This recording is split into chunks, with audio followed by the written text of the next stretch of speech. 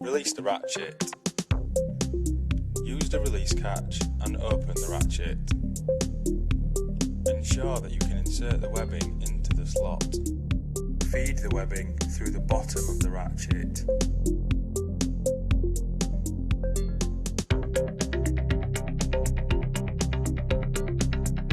Pull the excess webbing through until taut. Hook the ends on the item to be tied down. Crank the ratchet and lock it safely.